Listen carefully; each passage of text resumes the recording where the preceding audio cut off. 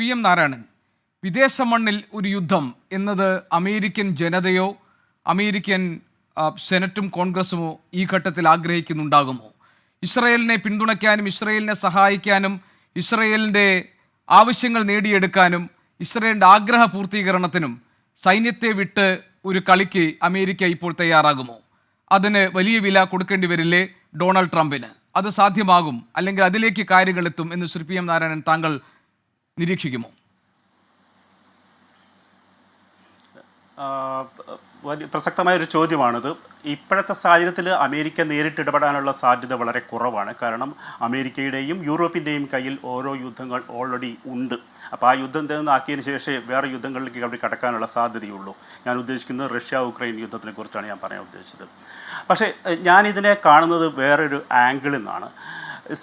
ഈ west ഏഷ്യയിലും Gulf മേഖലയിലും America നടത്തുന്ന വലിയ ഒരു ഇടപെടൽ ഒരു റിഫ്ലക്ഷനാണ് നമ്മൾ കാണുന്നത്. ആ ഇടപെടൽ എന്തിനാണെന്ന് വെച്ചാൽ വലിയ രീതിയിലുള്ള ഒരു ക്രമമാറ്റം അവിടെ സംഭവിക്കുന്നുണ്ട്.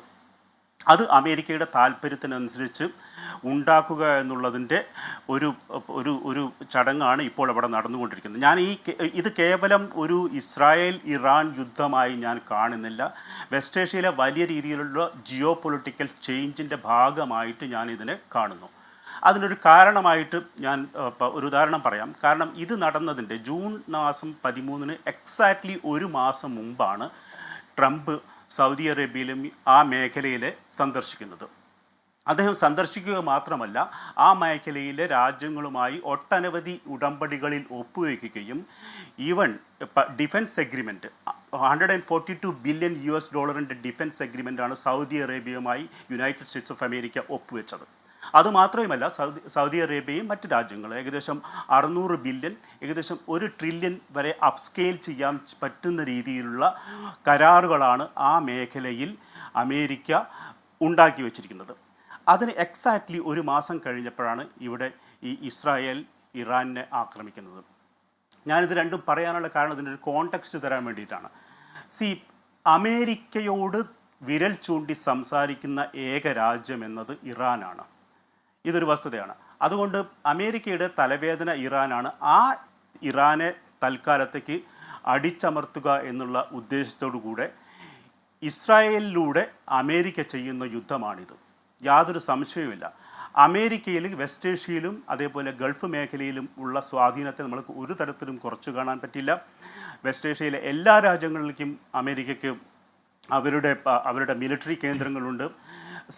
കഴിഞ്ഞ സെക്കൻഡ് വേൾഡ് വാറിന് ശേഷം അമേരിക്ക ഈ മേഖലയിലെ എല്ലാ തരത്തിലും ഉപയോഗിച്ചിട്ടുണ്ട് എന്നുള്ളത് നമുക്കറിയാവുന്ന കാര്യമാണ്. കാരണം അവിടുത്തെ മൊണാർക്കുകളെയും അവിടുത്തെ രാജാക്കന്മാരെയും സംതൃപ്തരാക്കിക്കൊണ്ട് അമേരിക്ക ആ കാലത്തെല്ലാം ഈ മേഖലയെ ഉപയോഗിച്ച അതിനൊരു കാരണമുണ്ടായിരുന്നു. ആ കാരണം എന്താണെന്ന് വെച്ചാൽ അമേരിക്കയ്ക്ക് ഓയിൽ ആവശ്യമുണ്ടായിരുന്നു, എനർജിക്ക്. അതാണ് ഒരു പ്രധാന കാരണം. പക്ഷേ ഇപ്പോഴത്തെ ഒരു മാറ്റം എന്താണെന്ന് വെച്ചാൽ ഇപ്പോൾ അമേരിക്കയ്ക്ക് ഈ മേഖലയിലുള്ള ഓയിലിൻ്റെ ആവശ്യമില്ല. കാരണം ലോകത്ത് ഏറ്റവും കൂടുതൽ ഓയിൽ ഉൽപ്പാദിപ്പിക്കുന്ന രാജ്യമായി അമേരിക്ക സ്വയം വളർന്നിട്ടുണ്ട്. അമേരിക്ക മാത്രമല്ല, ഒട്ടനവധി രാജ്യങ്ങൾ, ബ്രസീലിനെ പോലുള്ള ഒട്ടനവധി രാജ്യങ്ങൾ ഓയിൽ ഉൽപ്പാദിപ്പിക്കുന്നുണ്ട് ഇപ്പം. അതുകൊണ്ട് തന്നെ ഈ മേഖലയുടെ ഒരു ഓയിൽ വെച്ചുള്ള ബാർഗെയിനിങ് പവർ സബ്സ്റ്റാൻഷ്യലി കുറഞ്ഞിട്ടുണ്ട്. ഇത് ആര് തിരിച്ചറിഞ്ഞിട്ടുണ്ട്? ഈ ഗൾഫ് മേഖലയിലുള്ള സൗദി അറേബ്യയും ഖത്തറും UAEയും ബഹ്റൈനും എല്ലാം തിരിച്ചറിഞ്ഞിട്ടുണ്ട്. ആ തിരിച്ചറിവിൻ്റെ അടിസ്ഥാനത്തിലാണ് അവർ ഈ എബ്രഹാമിക് അക്കോർഡ് എന്നുള്ളൊരു സാധനത്തെ സൈൻ ചെയ്യാൻ എന്നുള്ളൊരു മുന്നോട്ട് വന്നത്. ഞാൻ ഈ പ്രേക്ഷകർക്ക് വേണ്ടി എന്താണ് ഈ എബ്രഹാമിക് അക്കോർഡ് എന്താണെന്നൂടെ പറയാം. എബ്രഹാമിക് അക്കോർഡ് എന്നുള്ളത് വളരെ വളരെ ലളിതമാണ്. ഈ ജൂയിഷ് മതത്തിൻ്റെയും അല്ലെങ്കിൽ ഇസ്ലാമിൻ്റെയും ഒരു പൂർവികരെന്നത് എബ്രഹാമിൽ നിന്നാണ് തുടങ്ങുന്നത്. അതുകൊണ്ട് അമേരിക്ക ചോദിക്കുന്നതാണ്, നിങ്ങളുടെ രണ്ടുപേരുടെയും പൂർവികർ എന്നത് എബ്രഹാമാണ്, അതുകൊണ്ട് നിങ്ങൾ എന്തിനാണ് യുദ്ധം ചെയ്യുന്നത് എന്നുള്ളൊരു ചോദ്യത്തിൻ്റെ മുന്നിലാണ് ഇവർ യോജിച്ച് പ്രവർത്തിക്കാൻ തീരുമാനിക്കുന്നത്. ഈ അക്കോർഡിനെ ആര് സൈൻ ചെയ്തു? UAE സൈൻ ചെയ്തിട്ടുണ്ടായിരുന്നു, ബഹ്റൈൻ സൈൻ ചെയ്തിട്ടുണ്ടായിരുന്നു, മറ്റുള്ള രാജ്യങ്ങൾ സൈൻ ചെയ്തതാണ് അത്. പക്ഷേ ഈ അഗ്രിമെൻ്റ് സൈൻ ചെയ്യാൻ സൗദി അറേബ്യ തയ്യാറെടുത്തുകൊണ്ടിരിക്കുന്ന അവസരത്തിലാണ് ഒക്ടോബർ 7 ഹമാസ് ഇസ്രായേലിനെ ആക്രമിക്കുന്നത്.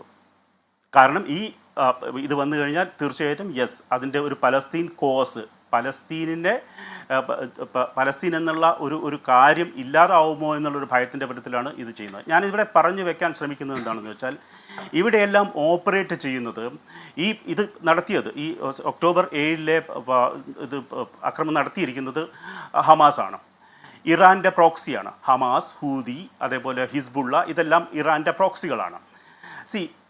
ഞാനൊരു കാര്യം കൂടെ ചേർത്ത് പറയാം അതിനകത്ത്.